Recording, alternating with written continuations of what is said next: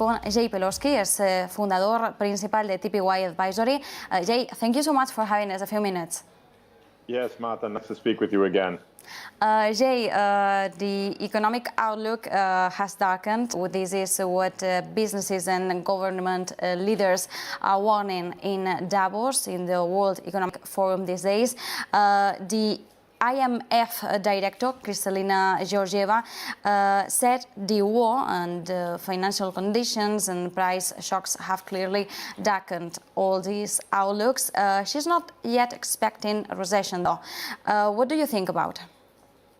Well, no, I think this is exactly what markets are trying to really wrestle with, Martha. And I wrote on Friday, as you know, I do a weekly Friday musings, and I titled it Recession, to be or not to be, kind of like taking a page from Shakespeare, given how ugly the markets have been, down 7 weeks in a row, a lot of investors very badly hurt.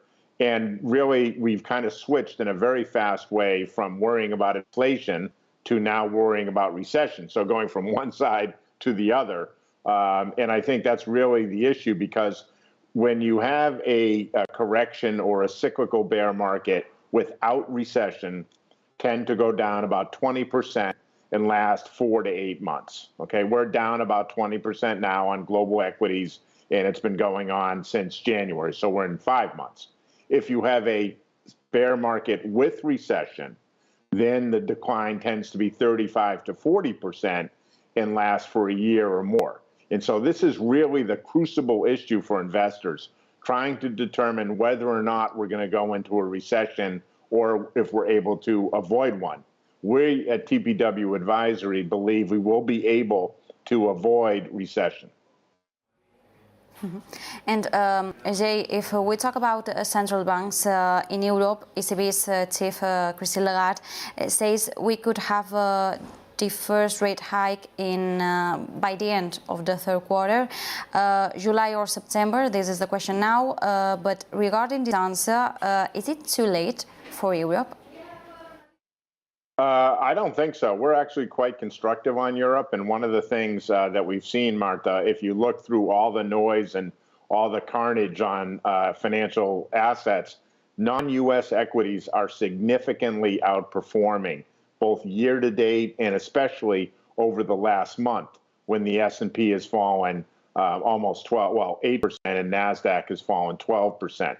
Europe, or EFA, which is the Europe, Japan, mostly the developed markets, is down about 4% for the month. So significant outperformance.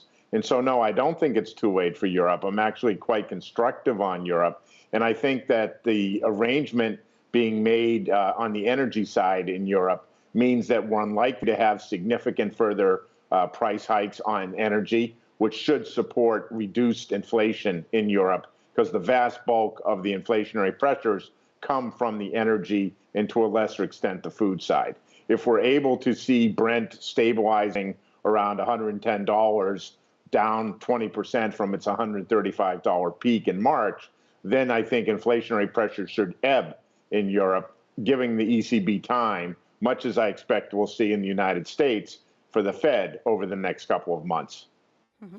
And Jay, taking into account the current market scenario, which investment opportunities do you see? And regarding the retailers' earnings last week, how do you see this sector behavior in Wall Street?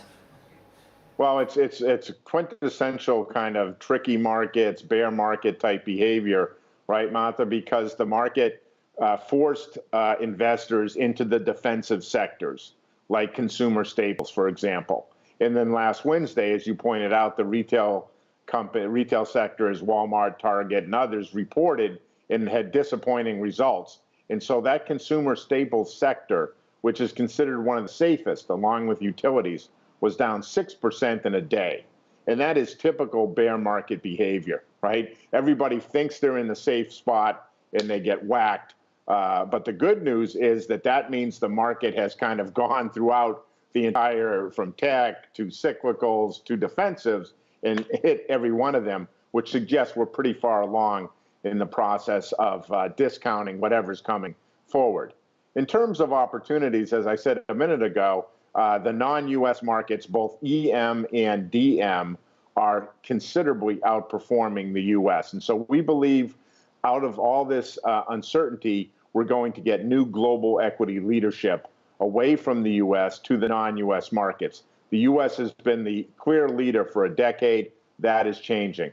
The other area that we like a lot increasingly is in the thematic space. And this is driven in part by the fact that we see bonds and commodities starting to stabilize. Both are effectively flat over the last month or so. And the thematic space like fintech, cyber, et cetera, has had a significant decline. A quick example would be the ARK portfolios. ARK is the poster child for thematics, and it bottomed on a price to sales basis at over 8 times price to sales in March of 2020, the COVID low. Today, the same portfolio trades at 6 times forward price to sales, so a significant discount to the March low of 2020. That suggests to me if we're able to stabilize and avoid recession, that the thematic names are going to have a significant opportunity to outperform after having been bludgeoned. People don't really recognize that the bear market in thematics began last February. It's been going on for roughly 15 months already. It is much closer to the end than to the beginning. Thank you so much, Jay Pelosky, for this analysis. Thank you, Martha. Great to be with you.